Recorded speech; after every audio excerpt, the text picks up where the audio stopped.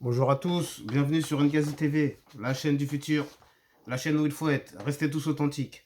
Bon, avant de commencer, s'il vous plaît, j'ai besoin de faire rapidement euh, une petite page de pub concernant une coopération, entre guillemets, ou une intervention que j'ai faite sur la chaîne Entêté sur Twitter. Hein. Je ne sais pas si vous la connaissez. Bon, moi, je la connaissais pas trop. Celle qu'on surnomme, entre guillemets, la Mama. Donc je suis tombé sur une émission à elle où ça parlait de l'affaire Mathias Pogba, etc. Donc c'était un direct qui a duré à peu près 2 heures. Vers la fin, j'interviens une vingtaine de minutes. Je vous mettrai le lien, vous inquiétez pas, en commentaire pour ceux qui veulent aller voir. Et puis vous cliquez sur le lien et vous verrez, c'est dans les 20 dernières minutes à peu près, on débat avec elle sur les sujets où j'étais pas d'accord sur certaines précisions et je donne mon point de vue. Bon, maintenant que ça c'est dit, l'affaire d'aujourd'hui, ça concerne quoi? Ça concerne malheureusement un cas critique, le cas un jeune minot, je vais dire entre guillemets, de 14 ans, qui a braqué une supérette à l'aide d'une arme. Bon, on a entre guillemets la chance d'avoir les images. Pareil, je vais vous le mettre en lien en commentaire. Cliquez dessus, c'est rapide et c'est filmé hein, pendant qu'il est en train de braquer la supérette. Bon bah comme vous savez, comme d'habitude, je vous fais Pascal le grand frère. Enfin, je vous fais faites entrer l'accusé et après je vous fais Pascal le grand frère. Donc là, je vous relate les faits. Donc le gamin, il est rentré armé, cagoulé. Vous verrez vous-même sur les images lorsque vous cliquerez sur le lien. Mais d'abord, visionnez la vidéo, sinon ça va vous embrouiller. Merci. Il a il a braqué un commerçant. Il a récupéré la caisse. Il devait avoir un butin de 200 euros. Ensuite, il a réussi à s'échapper. Sauf que manque de bol pour lui, certains habitants se sont mobilisés et l'ont immédiatement intercepté, hein, d'après les infos que j'ai, hein, moi. Hein. Donc il a été intercepté hein, par les habitants locaux. Donc bravo à eux hein, pour leur solidarité, etc. Ils n'ont pas attendu, n'ont pas eu besoin de la police pour interpeller ce jeune chenapan, on va dire. Bon, de ce que l'on sait, maintenant il est bien évidemment en maison de correction parce qu'à 14 ans, ça m'étonnerait qu'on mette les enfants en prison et encore heureux parce que franchement, même si c'est grave ce qu'il a fait, je pense qu'il n'est pas conscient de ce qu'il a fait. Donc là, c'est maintenant qu'on rentre dans la phase Pascal le grand frère. Donc moi, c'est pas pour lui trouver des excuses.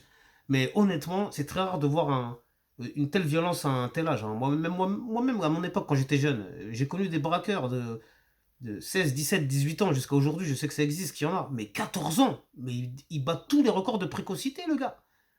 Mais il est précoce à un point, mais il va finir comme Tony Montana ou El Chapo, celui-là, l'Albanais, là. Parce qu'apparemment, il est de nationalité albanaise. Et en plus, il voulait s'intégrer en France, tout ça, avoir les papiers. Avec ce qu'il a fait là, ça va le suivre pendant un moment. Hein. Après, je sais que peut-être quand il a 14 ans, on a le droit d'effacer au bout d'un moment ce que vous avez fait. Je sais pas, mais bon, ça risque de lui poser des problèmes si il voulait se naturaliser en tant que Français. Après, je sais pas, est-ce que ses parents sont en France? Est-ce que c'est un jeune mineur isolé? Est-ce que. Je n'ai pas tous ces détails, je sais pas si la presse en a parlé. Mais tout ce que je sais, c'est que ça ne sert à rien de lui jeter la pierre. Je pense que l'État doit le prendre en charge, bien suivre derrière pour pas qu'il finisse mal, parce que lui, sinon, c'est direct, ça va être grand banditisme, c'est le futur Jacques Messrine. Hein. Moi, j'ai jamais vu ça à 14 ans. Tout seul en plus, tu vas braquer une supérette. Mais Mais le gars, ça veut dire, imaginez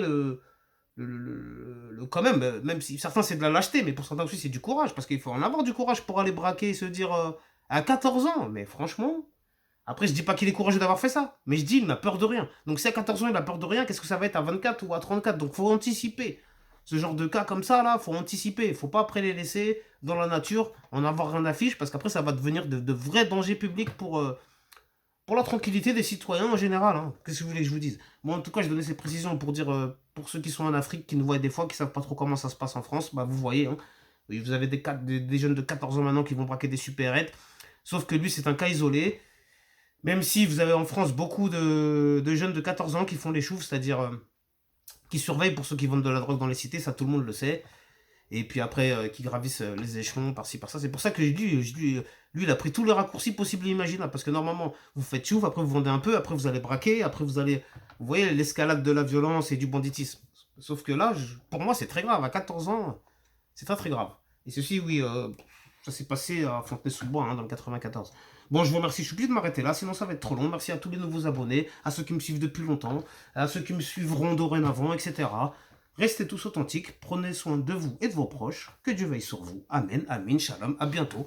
Restez tous authentiques, j'espère que j'ai rien oublié de dire, hein, désolé. Allez, je vous aime tous, à bientôt, restez tous authentiques. Merci.